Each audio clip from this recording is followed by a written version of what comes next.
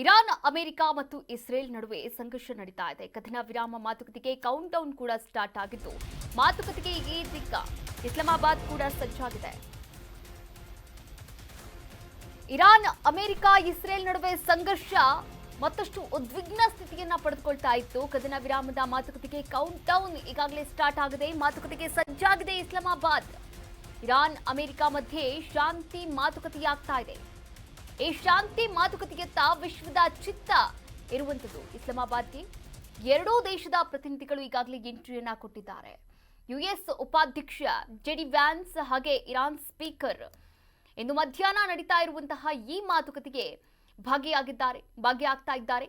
ಶಾಂತಿ ಮಾತುಕತೆಯಲ್ಲಿ ಚೀನಾ ಸಹ ಭಾಗಿಯಾಗಲಿದೆ ಎನ್ನುವಂತಹ ಮಾತುಗಳು ಕೇಳಿ ಬರ್ತಾ ಇದೆ. ಅದರ ಜೊತೆಗೆ ತೀವ್ರ ಕುತೂಹಲವನ್ನ ಕೂಡ ಮೂಡಿಸಿದೆ ಈ ಒಂದು ಶಾಂತಿ ಒಪ್ಪಂದದ ಮಾತುಕತೆ. ಕದನ ವಿರಾಮದ ಮಾತುಕತೆ ಕೌಂಟ್ ಡೌನ್ ಈಗಾಗಲೇ ಸ್ಟಾರ್ಟ್ ಆಗಿರುವಂಥದ್ದು. ಇಸ್ಲಾಮಾಬಾದ್ನಲ್ಲಿ ವೇದಿಕೆ ಸಜ್ಜಾಗಿದೆ.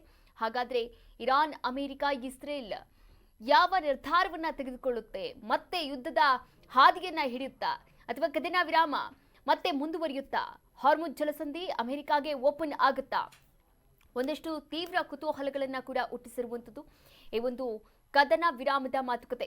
ಇಸ್ಲಾಮಾಬಾದ್ನಲ್ಲಿ ಈಗಾಗಲೇ ಮಾತುಕತೆಗೆ ಎಲ್ಲಾ ವೇದಿಕೆ ಕೂಡ ಸಜ್ಜಾಗಿರುವಂಥದ್ದು. ಶಾಂತಿ ಮಾತುಕತೆಯತ್ತ ಇಡೀ ವಿಶ್ವದ ಚಿತ್ತದ ಗಮನ ಇಟ್ಟಿರುವಂಥದ್ದು. ಇಸ್ಲಾಮಾಬಾದ್ಗೆ ಈಗಾಗಲೇ ಎರಡೂ ದೇಶದ ಪ್ರತಿನಿಧಿಗಳು ಕೂಡ ಎಂಟ್ರಿ ಆಗಿದ್ದಾರೆ. ಯುಎಸ್ ಉಪಾಧ್ಯಕ್ಷ ಜೆಡಿ ವ್ಯಾನ್ಸ್ ಹಾಗೆ ಇರಾನ್ನ ಸ್ಪೀಕರ್ ಕೂಡ ಎಂಟ್ರಿ ಆಗಿರುವಂಥದ್ದು. ಇಂದು ಮಧ್ಯಾಹ್ನ ಈ ಮಾತುಕತೆ ನಡೆಯಲಿದೆ. ಆ ಮಾತುಕತೆಯಲ್ಲಿ ಏನೆಲ್ಲ ಚರ್ಚೆಯಾಗಲಿದೆ? ಕದನ ವಿರಾಮ ಮುಂದುವರಿಯುತ್ತಾ ಅಥವಾ ಕದನ ವಿರಾಮ ಸ್ಟಾಪ್ ಆಗುತ್ತಾ? ಒಂದಷ್ಟು ಪ್ರಶ್ನೆಗಳು ಕೂಡ ಕುತೂಹಲವನ್ನ ಮೂಡಿಸಿದೆ.